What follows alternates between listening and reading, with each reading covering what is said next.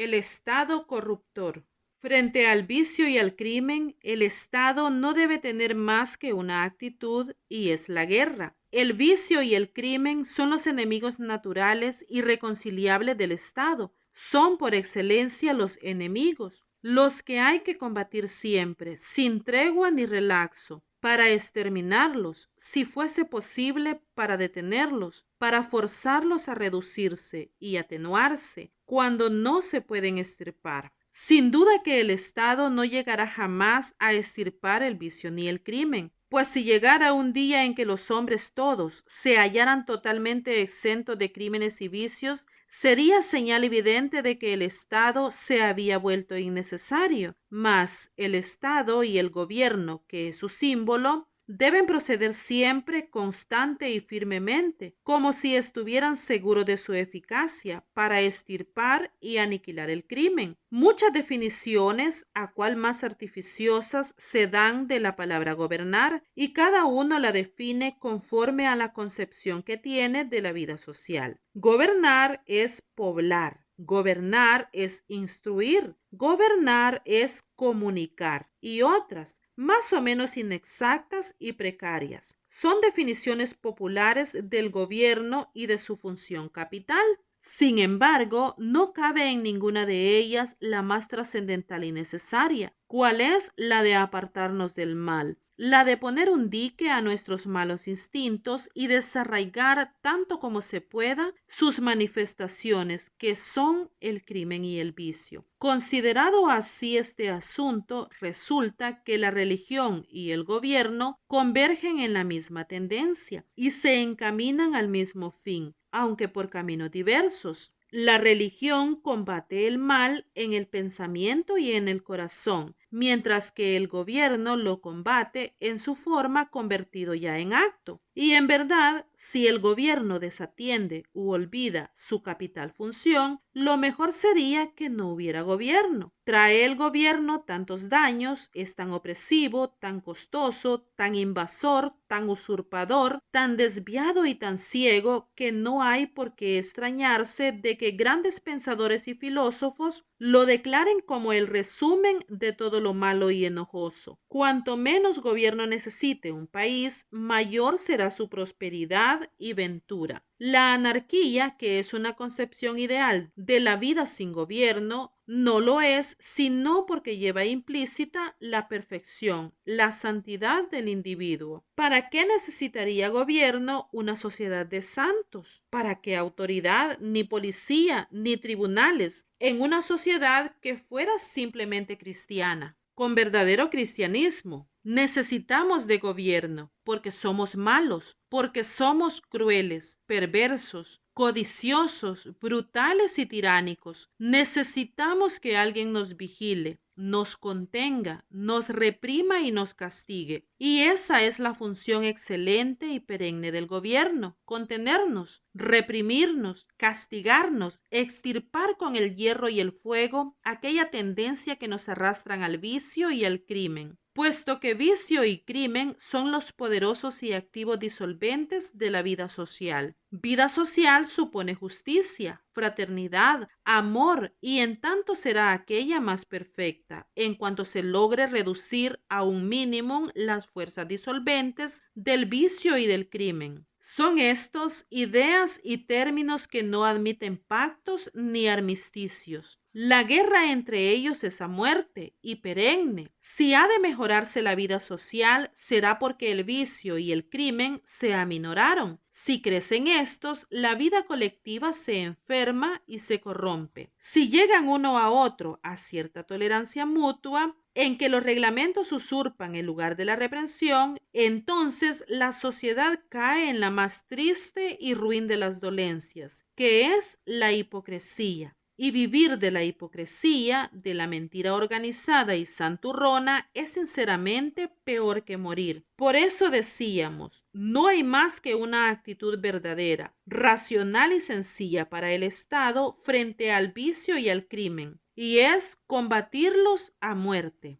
Si el gobierno mal conoce o descuida esa actitud o no la cumple con máxima energía, entonces el gobierno es una maldición, un fraude, porque nos falla en aquel trabajo y misión que únicamente lo hacen tolerable. Perseguir, atenuar, aminorar, reprimir el crimen y el vicio nos carga entonces con grandes y enojosos grillos, inertes a su naturaleza, y no nos da en cambio aquello único por lo cual hemos consentido su tiranía y pesadez. En consecuencia de lo que llevamos advertido, afirmamos que la más perversa teoría y práctica de gobierno son las de contemporizar con el vicio y el crimen, las de tolerarles en alguna forma, las de consentir que vivan quietamente, aunque sea en el más oscuro y silencioso rincón del edificio social, al juego, a la prostitución, al morfinismo, al robo, a la vagancia, al asesinato, a la crueldad, a la ebriedad, a la disipación, a la corrupción en todas sus formas, al crimen en todos sus aspectos. El Estado y el gobierno, que es su órgano, no le deben sino una sola y única cosa: guerra implacable, guerra hoy, mañana y siempre. Tolerar el vicio y el crimen, cerrar sobre él los ojos, consentirlo, siquiera sea en el sótano de la casa, es pecado, es complicidad, es maldad. Pues, ¿qué diremos de estos pueblos del trópico, donde el vicio, el tremendo vicio de la ebriedad, es nada menos que fuente abundosa en la vida económica de la nación? ¿Qué pensar de estos pueblos que cuentan para cubrir sus gastos y mantener y ensanchar su cultura sobre la esperanza de que se ha de beber mucho, de que ha de haber mucho ebrio y por consiguiente mucha vagancia, muchas lesiones, muchos homicidios, muchos huérfanos, muchas enfermedades y muchos hogares arruinados? ¿Qué pensar de naciones cuyos gobiernos se verían en bancarrota o en tribulación si mañana las gentes quisieran ser honestas y se resolvieran a no emborracharse ya más? Diremos que son pueblos dejados de la mano de Dios, sin concepto ninguno firme y claro de lo que es bueno y malo, justo o injusto, incapaces de aquilatar lo que es cultura y de distinguirla de lo que es simulacro. La cultura, tan sin sentido moral, tan íntima y profundamente corrompidos, que no tienen ni la escasa luz que necesitarían para conocer su corrupción, tan dañados en el propio centro de su ser que ni siquiera son inmorales, sino amorales, y eso no por no haber alcanzado todavía a la moralidad, sino por no haber llegado enteramente a comprender cuál es su significado y su alcance. En verdad, tales naciones apenas merecen vivir, y de las clases directoras de tales pueblos, lo más caritativo es suponer que su mentalidad es tan nebulosa e incipiente que todavía no alcanza a ser verdadera mentalidad de hombres. Son ciegos guiando a ciegos y mudos enseñando a hablar a sordos. Sembraron vientos y cosecharon tempestades. Nunca el verbo del hombre halló y dijo palabras más exactas que esta del Evangelio. El destino del hombre y de las naciones está vinculado íntimamente a ellas, y todo lo que el universo pueda concebirse como justicia y orden no es sino que donde quiera que los vientos sean la siembra, las tempestades serán el fruto. Aquí, en nuestro país, nos hemos dedicado con afán a sembrar ebriedad, y ya vamos muy adelantados en constituir un pueblo de enfermos, débiles e impulsivos. Los frutos son varios y abundantes. Por de pronto, y no contando sino lo que es visible, tangible y resaltante, ya tenemos el 70% de los delitos, más del 50% de los huérfanos que acoge el hospicio y el 50% de los enfermos que van al hospital. ¿No es verdad que la cosecha es óptima?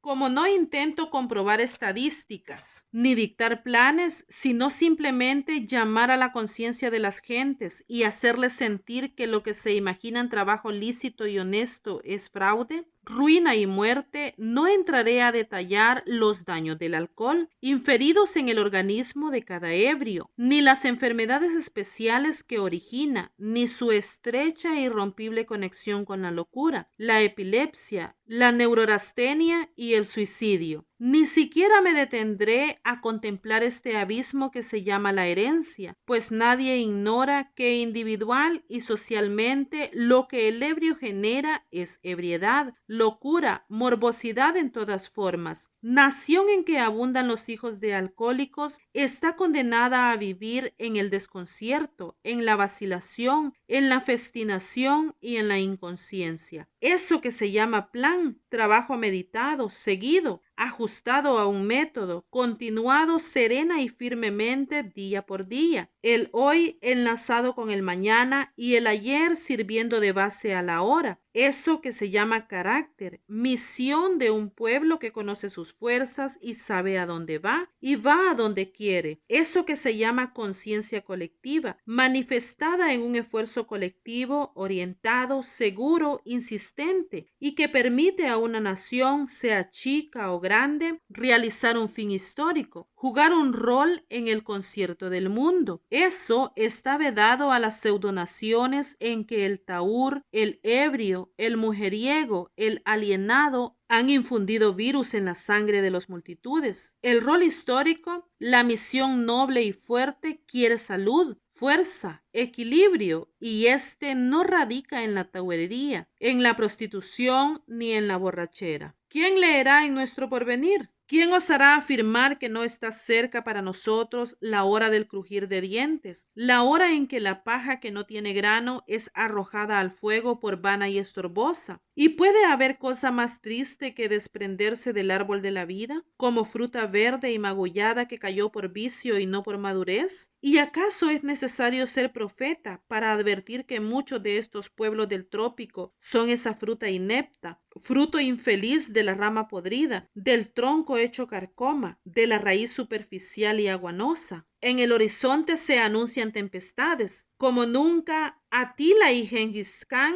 preparan sus hordas voraces y husmean a dónde irán a descargar sus furias. Como nunca, el juicio de Breno se resumirá en la sentencia: ¡ay de los vencidos! Y vendaval, esos pueblos misérrimos, llenos de tahúres, de falsarios, de usureros, de alcohólicos, desaparecerán aventados por la primera ráfaga. Se irán como hojarasca, como basura enojosa y estorbosa a quien Dios y el tiempo han tolerado pacientemente, a ver si acaso daban frutos, pero a quienes ya no es posible tolerar ni sufrir. Por un tiempo, siempre muy dilatado, el destino y la naturaleza aguardan a saber si un pueblo es por fin capaz de comprender y de emprender el trabajo que de él se espera, la misión a que está llamado, pero fatalmente, por virtud de leyes supremas, aquel pueblo que no ha sabido comprender, aquel que se evidencia inepto, es condenado a desaparecer, a ceder el puesto a los mejores, a los que hacen vida y merecen vivirla. Para quienes examinan las cosas atentamente, para quienes tienen ojos para ver y oídos para entender, no es imposible adivinar cuál es esa misión particular que el destino ha señalado a cada pueblo. La posición geográfica, la lengua, el suelo, la raza, el genio nacional, el momento histórico, nos dan indicios suficientes de cuáles son nuestras capacidades, nuestra vocación y por consiguiente nuestro deber. Y una vez penetrados de cuál es la tarea especial que debemos cumplir, no queda sino entregarnos a ella con entera confianza, con esfuerzo incesante, con fidelidad absoluta. La fidelidad es todo en la vida. Quien la practica como una religión llega siempre a su fin, porque el tiempo, los sucesos, los hombres y las cosas se convierten día por día, minuto por minuto a su causa, porque hasta los fracasos mismos colaboran con él, enseñándole a rectificar el camino, porque desde las hojas errabundas hasta las estrellas inaccesibles, todo reserva una palabra de aliento y de enseñanza para susurrarla al oído del hombre o del pueblo que saben ser fieles a su misión, a su vocación, a su deber. Ahora bien, ¿Somos fieles nosotros? ¿Y a qué somos fieles? Hasta hoy nuestra fidelidad es a la rutina, al prurito de mantener los errores que nuestros ignorantes abuelos nos dejaron. Somos fieles a la rutina, al pesimismo, a la pereza mental, al vuelo del murciélago que nos legaron pobres gentes sin luces ni experiencia. Como ellos jugaron gallos, gallos jugaremos nosotros. Como bebieron guaro, guaro beberemos nosotros. Como creían en la política de arterías y fraudes, así la practicaremos nosotros. Y como se sentían pequeños, destinados a nada, a ser los últimos, a vivir sin gracia y sin gloria, así nos sentiremos nosotros. He ahí nuestra fidelidad. Somos fieles a la desunión, a la discordia, al sanchismo, a las casas sin aire, a los alimentos innutritivos, a la taurería, al donjuanismo, a los hijos sin padre, a la pistola y al comadreo, y más que todo, a beber veneno, a fabricar veneno, a importar veneno, a vender veneno y a hartar a todos y en toda ocasión con veneno. Así es nuestra fidelidad. Pero como Dios es fiel a sí mismo y no ha de abolir o suspender el orden divino para que nacioncillas de miopes y enfermos se perpetúen y vivan su vida rastrera, como la siembra ha de corresponder a la cosecha, si no cambiamos de ruta, si no adquirimos otro concepto del vivir, por ahí asomarán las tempestades y de nosotros no quedará ni el recuerdo, ni siquiera el nombre, ni siquiera el mal olor de nuestros vicios, porque la tempestad se lo llevará, dejando sano y limpio el sitio a gentes más dignas de vivir. Pensad en ello y ved, hermanos, si hemos de continuar sacando del estanco nuestra riqueza, nuestra cultura, nuestro prestigio y nuestro ideal.